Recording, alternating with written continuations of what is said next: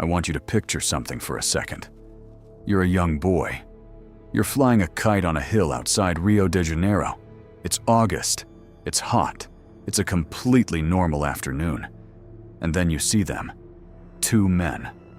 Lying face up in the grass. Both wearing suits. Both completely still. And both wearing handmade masks over their eyes. Masks made out of lead. Next to them, an empty bottle of water, a packet of what looks like pills, and a small notepad. You open the notepad. Inside, written in neat handwriting, are these words: 16:30, be at the agreed location. 18:30, swallow capsules after effect begins. That's it. No names. No explanation. No context. Just 2 dead men in lead masks on a hill in Brazil, and a set of instructions that made absolutely no sense. This happened on August 20th, 1966, and to this day, nobody has been able to explain it. The 2 men were identified as Manoel Pereira da Cruz and Miguel Jose Viana.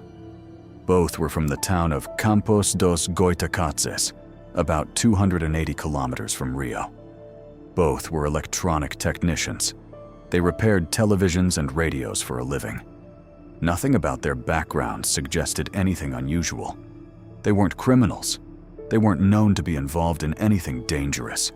They were just ordinary guys with ordinary jobs. But here's where it starts to get strange. In the days before their deaths, Manuel and Miguel had told people they were going on a business trip. They said they needed to buy supplies for their work. They withdrew a significant amount of money. They bought 2 raincoats, and they bought a bottle of Guaraná, a Brazilian soft drink. Now, why would 2 men traveling to buy electronic equipment need raincoats in August? And why travel to Rio at all when those supplies were available closer to home? Nobody thought much of it at the time. The last confirmed sighting of them alive was at a bar near the Niteroi ferry terminal. A witness saw them there on the afternoon of August 20th. Manuel appeared nervous. Miguel checked his watch repeatedly, as if he was waiting for something or someone. A few hours later, they were dead on the hill. When police arrived at the scene, they were, understandably, confused. The bodies showed no signs of physical trauma, no wounds, no bruises, no signs of struggle. The men appeared to have simply lain down and died. The lead masks were unlike anything investigators had seen. They weren't bought. They were handmade, cut from sheets of lead, shaped to fit over the eyes. They served no practical purpose that anyone could identify. They weren't protective. They weren't decorative. They were just there. The empty water bottle, the packet of pills, though no pills were found at the scene, and toxicology results were inconclusive. The notepad with its instructions. And one more thing. The ground around the bodies was completely undisturbed. No signs of a struggle. No signs that anyone else had been there. It looked, for all the world, like both men had walked to that spot together, lain down, and simply stopped living. Which of course raises the obvious question. What were they waiting for at 18:30? And what were the capsules supposed to do? The official investigation hit walls almost immediately. The toxicology report was, and this is the frustrating part, largely inconclusive. The bodies had been discovered 2 days after death.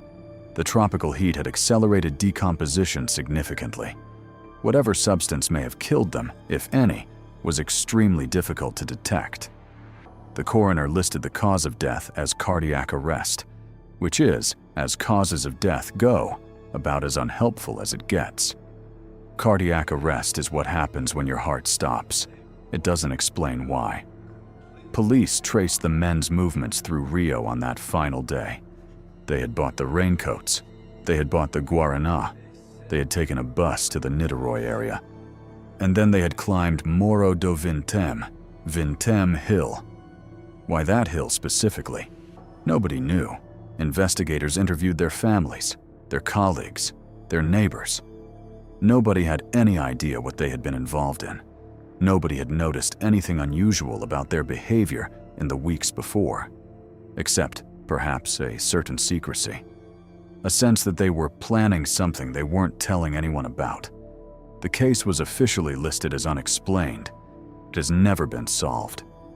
And here's where it gets really interesting, because the theories that emerged around this case are unlike anything I've come across in any other investigation.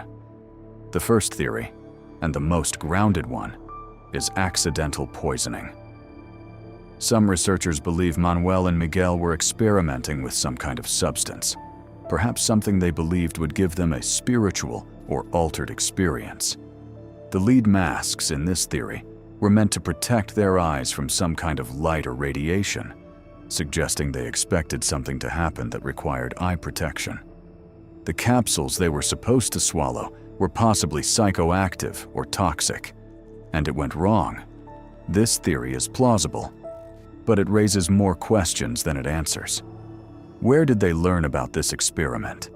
Who taught them to make lead masks? And what exactly were they trying to experience?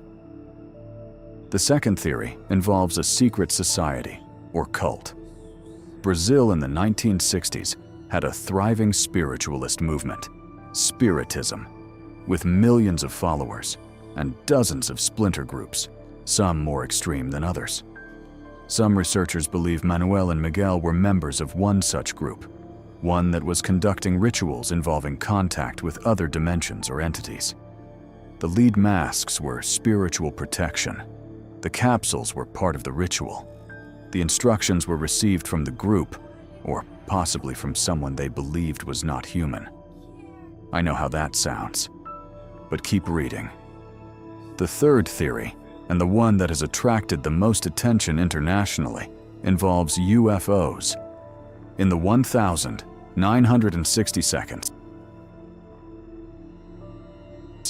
the area around Niteroi had an unusually high number of reported UFO sightings. Residents regularly reported strange lights over Vintém Hill specifically. Several witnesses came forward after the deaths to say they had seen unusual aerial phenomena in the area on the night of August 20th. Some people believe Manoel and Miguel went to that hill deliberately to make contact, that the lead masks were to protect their eyes from the light of a craft, that the capsules were meant to prepare their bodies for the encounter, and that whatever they encountered, it killed them. I'm not saying that's what happened, but I'll be honest with you. When you read every detail of this case, when you look at those handmade masks and that precise set of instructions, the rational explanations feel almost as strange as the irrational ones. Here's what genuinely bothers me about this case. Manoel and Miguel were not reckless men.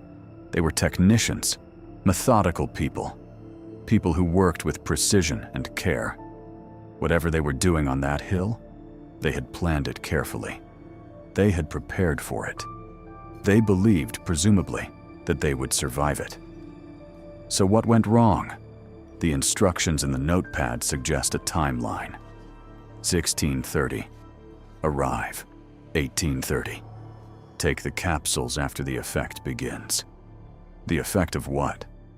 Something they had already taken before they arrived? Something environmental?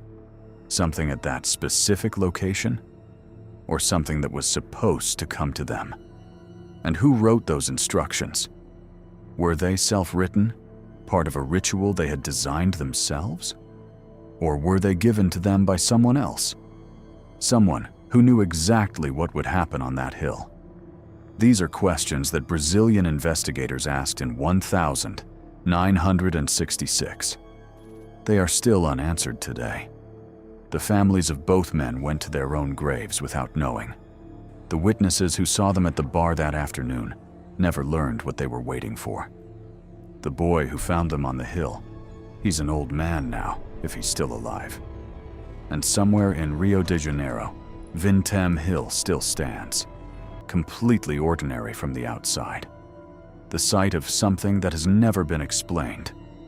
The lead masks case is one of those rare investigations where the more you dig, the less you understand.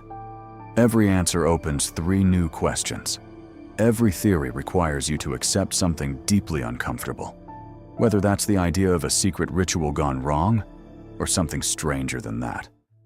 What I keep coming back to is those 2 men at the bar, nervous, checking the time, waiting for something.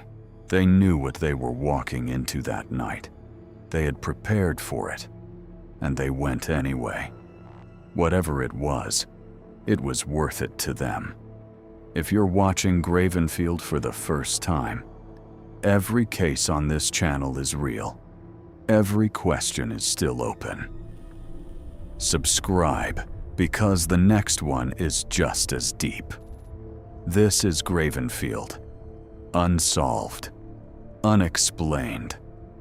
Unforgettable.